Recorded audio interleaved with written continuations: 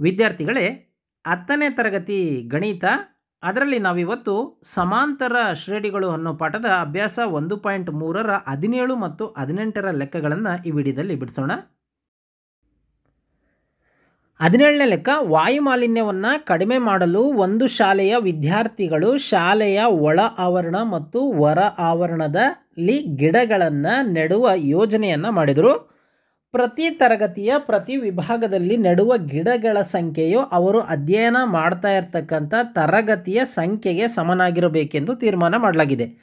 ಉದಾಹರಣೆ, 1ನೇ ತರಗತಿ ವಿಭಾಗ 1 ಗಿಡವನ್ನು, 2ನೇ ತರಗತಿಯ ವಿಭಾಗವನ್ನು 2 ಗಿಡಗಳನ್ನು, ಹೀಗೆ 12 ತರಗತಿವರೆಗೆ ಮುಂದುವರೆದಿದೆ. ಪ್ರತಿ ತರಗತಿಯಲ್ಲಿ 3 ವಿಭಾಗಗಳಿದ್ದರೆ ವಿದ್ಯಾರ್ಥಿಗಳು ನೆಡಬೇಕಾದ ಗಿಡಗಳ ಸಂಖ್ಯೆ ಎಷ್ಟು ಅಂತ. ಈಗ ಫಸ್ಟು ನಾವು ಲೆಕ್ಕನ ಅರ್ಥ ಮಾಡ್ಕೊಳ್ಳೋಣ. ಒಂದು ಸೆಕ್ಷನ್ ಏನಿದೆ, 1ನೇ ಕ್ಲಾಸು ಅಂತಂದರೆ 3 ಸೆಕ್ಷನ್ ಇದ್ದಾವೆ, 2ನೇ ಕ್ಲಾಸ್ ಅಂದರೆ 3 ಸೆಕ್ಷನ್ ಇದ್ದಾವೆ, 3ನೇ ಕ್ಲಾಸ್ ಅಂದರೆ 3 ಸೆಕ್ಷನ್ ಇದ್ದಾವೆ. ಈಗ ಉದಾಹರಣೆ 3ನೇ ತರಗತಿ ಅಂತ ತಿಳ್ಕೊಂಡ್ರೆ ಅದು 3 ಸೆಕ್ಷನ್ನು, 3A, 3B, 3C ಹೀಗೆ ಸೆಕ್ಷನ್ ಇದ್ದಾವೆ. ಅದರಲ್ಲಿ ಒಂದು ಸೆಕ್ಷನ್ನು ಅಂದರೆ 3ನೇ ಕ್ಲಾಸ್ ಅಂದರೆ 3 ಗಿಡ ನೆಡ್ತವೆ. ಅಲ್ಲಿಗೆ A ಸೆಕ್ಷನ್ 3 ಗಿಡ, B ಸೆಕ್ಷನ್ 3 ಗಿಡ, C ಸೆಕ್ಷನ್ 3 ಗಿಡ, ಅಲ್ಲಿ ಒಟ್ಟು 9 ಗಿಡ ನೆಟ್ಟಂಗಾಯಿತು.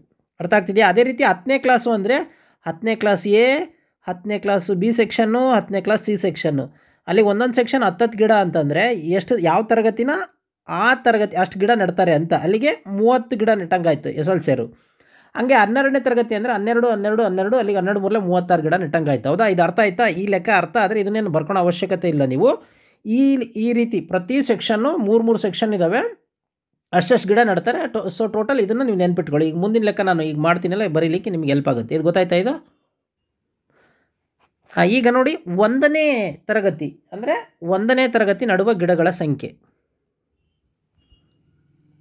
1ನೇ ತರಗತಿ ನೆಡುವ ಗಿಡಗಳ ಸಂಖ್ಯೆ ಎಷ್ಟು? ಸೊ 1 ಗಿಡ, ಎಸ್ ಸೆಕ್ಷನ್ನು 3 ಸೆಕ್ಷನ್ನು, ಅಲ್ಲಿ 1 ಮೂರಲೆ 3. ಅರ್ಥ ಆಗ್ತಿದೆಯಾ? 3 ಗಿಡ ನೆಡ್ತಾರೆ ಅಂತ ನೋಡಿ. 1ನೇ ತರಗತಿ ನೆಡುವ ಗಿಡಗಳ ಸಂಖ್ಯೆ 1 × 3 ಆದರೆ 2ನೇ ತರಗತಿ 2 × 3, ಅಲ್ಲಿಗೆ 2 ಮೂರಲೆ 6, 3ನೇ ತರಗತಿ 3 × 3, 3 ಮೂರಲೆ 9. ಅದೇ ರೀತಿ 12ನೇ ತರಗತಿ ನೋಡ್ರಿ, ಎಷ್ಟು ನೆಡ್ತಾರೆ ಹೇಳ್ರಿ? 12 × 3. ಹೌದಾ? 12 × 3, ಅಲ್ಲಿಗೆ 12 ಮೂರಲೆ 36. ಸೊ ಈಗ ನೋಡ್ರಿ, ನಾವು ಸಮಾಂತರ ಶ್ರೇಣಿಯನ್ನು ಬರ್ಕೊಳೋದಾದರೆ ಇದು 3, 6, 9, ಡ್ಯಾಶ್ ಡ್ಯಾಶ್ ಡ್ಯಾಶ್ ಡ್ಯಾಶ್ 36. ಹೌದಾ? ಇಲ್ಲಿ A = 3 ಆಗಿದೆ. ಸೊ ಇದು D = A2 - A1. A2 ಅಂದ್ರೇನು? 6, A1 ಅಂದರೆ 3, ಅಲ್ಲಿಗೆ D = 3. ಹೌದಾ? ನೆಕ್ಸ್ಟ್ ಇದೇನಿದು AN ಅಥವಾ L ಅಂತಲೂ ಕರೀತಾರೆ. AN ಅಥವಾ L ಎಷ್ಟು? 36. N ಏನು? N = ಎಷ್ಟು ತರಗತಿ ನೋಡಿ? 12 ತರಗತಿ. ಹೌದಾ? 12 ತರಗತಿ ಎಲ್ಲಿ ಕೊಟ್ಟಿದ್ದಾರೆ ನೋಡಿ, 12ನೇ ತರಗತಿವರೆಗೆ ಅಂದರೆ N = 12 ಅಂತ. ಈಗ ನಾವೇನು ಕಂಡಿಬೇಕು? S12 ಕಂಡಿಬೇಕು. S12 = question mark. ಅರ್ಥ ಆಗ್ತಿದೆಯಾ? S12 = question mark. So S12 ಸೂತ್ರ ಬರ್ಕೊಳ್ಳೋಣ. N/2 ನೋಡಿ, ಮೊದಲನೇ ಪದ ಮತ್ತು ಕೊನೆಯ ಪದ ಕೊಟ್ಟಿದ್ದಾಗ ಡೈರೆಕ್ಟ್ ಈ ರೀತಿ ಬರ್ಕೋಬೋದು. N = N/2 A + L ಅಂತ. S12 ಗೊತ್ತಿಲ್ಲ ನಮಗೆ, ಹಾಗಾಗಿ S12 ಹಾಗೆ ಇಟ್ಕೊಳ್ಳೋಣ. N ಅಂತಂದರೆ ಎಷ್ಟು? 12/2. A ಅಂದರೆ ಎಷ್ಟು?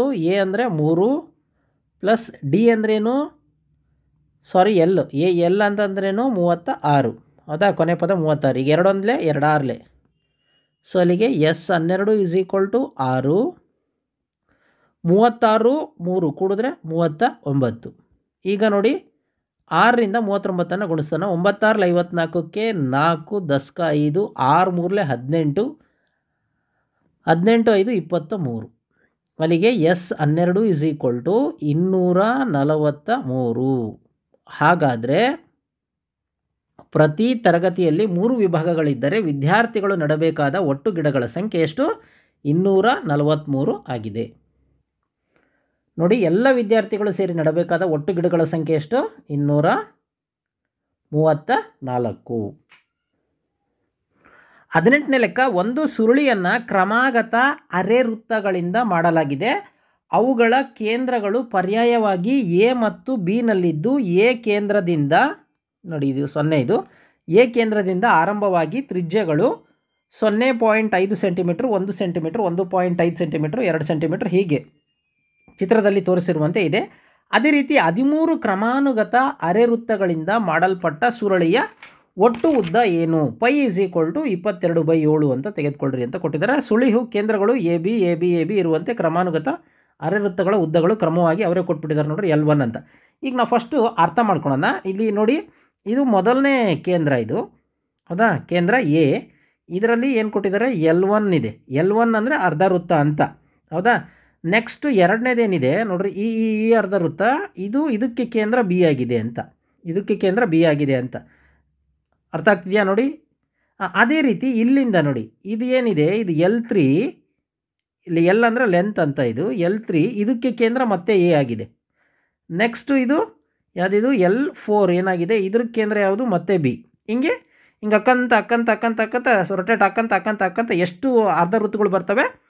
13 ಅರ್ಧ ವೃತ್ತಗಳು ಬರ್ತವೆ. ಹಾಗಾದರೆ ಇದ್ರ ಒಟ್ಟು ಉದ್ದ ಎಷ್ಟು ಅಂತ ಕೊಟ್ಟಿದ್ದಾರೆ. ಸೊ ಇಲ್ಲಿ ಈ 0ಇಂದ ಅಂದರೆ ಈ ಕೇಂದ್ರ ಬಿಂದುವಿನಿಂದ ಈ ಅರ್ಧ ವೃತ್ತಕ್ಕೆ ಇರ್ತಕ್ಕಂಥ ತ್ರಿಜ್ಯ ಎಷ್ಟು? 0.5 ಅಂತ ಕೊಟ್ಟಿದ್ದಾರೆ. ಸೊ ಈಗ ನಾವು ಲೆಕ್ಕನ ಮಾಡ್ಕೊಳ್ತಾ ಹೋಗೋಣ. ಏನು ಅಂತಂದರೆ ನೋಡಿ, ಇದು ಕಂಪ್ಲೀಟ್ ವೃತ್ತ ಅಲ್ಲ, ಅರ್ಧ ವೃತ್ತ ಇದು, ಹೌದಾ. ಹಾಗಾದರೆ ಅರ್ಧ ವೃತ್ತದ ಪರದಿ ಕಂಡುಹಿಡ್ಕೊಳ್ಳೋಣ ಫಸ್ಟ್ ನಾವು, ಹೌದಾ. ಇದು ಅರ್ಧ ವೃತ್ತದ ಪರದಿ. ಸೊ ಹಾಗಾದರೆ ಅರ್ಧ ವೃತ್ತದ ಪರದಿ,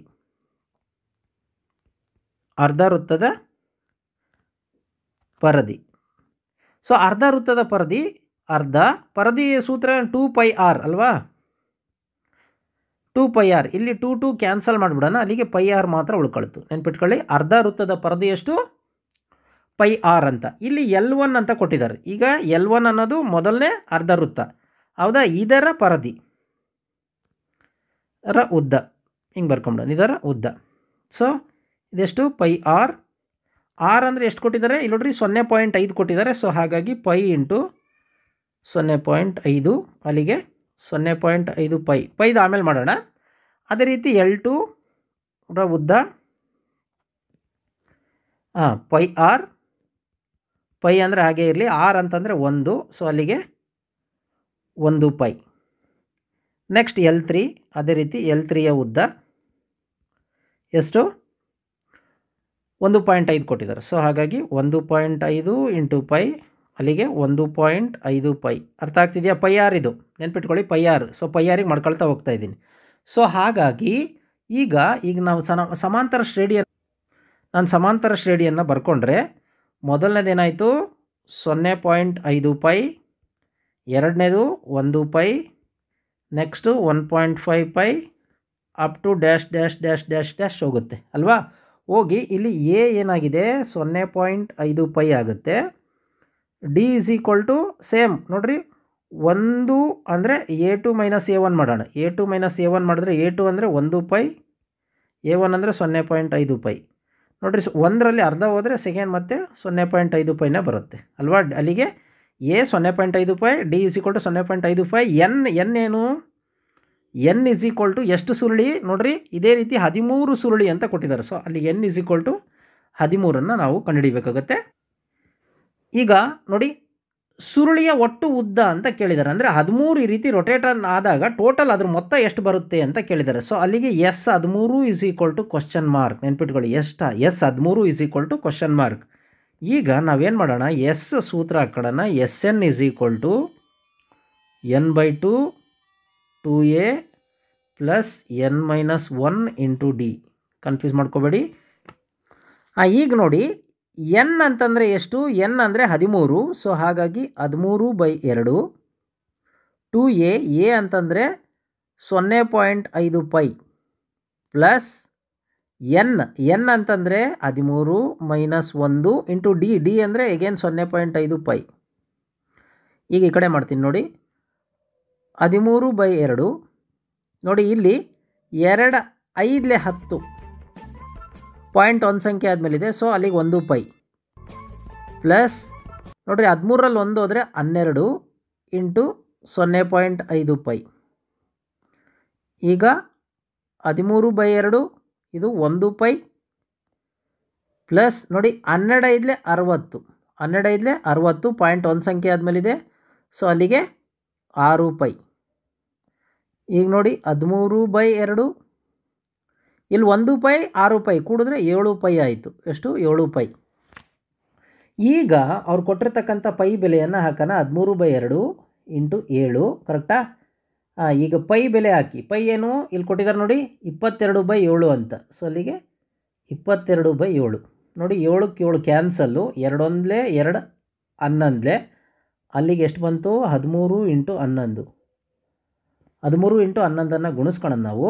ನೋಡಿ 11 3 33ಕ್ಕೆ 3 10ಕ 3 ಹೌದಾ? 11 1 11 11 3 14 143 ಬಂತು. ಇದು ಯಾವುದ್ರಲ್ಲಿದೆ? ಸೆಂಟಿಮೀಟ್ರಲ್ಲಿದೆ. ಸೊ ಹಾಗಾಗಿ ಸೆಂಟಿಮೀಟರ್. ಸೊ ಹಾಗಾಗಿ 13 ಕ್ರಮಾನುಗತ ಅರೆ ವೃತ್ತಗಳಿಂದ ಮಾಡಲ್ಪಟ್ಟ ಸುರುಳಿಯ ಒಟ್ಟು ಉದ್ದ ಎಷ್ಟು? 143 ಸೆಂಟಿಮೀಟರ್. ಅದನ್ನು ವಾಕ್ಯ ರೂಪದಲ್ಲಿ ಬರೆದ್ಬಿಡಿ. ಇಲ್ಲಿಗೆ ಲೆಕ್ಕ ಮುಗಿಯುತ್ತೆ.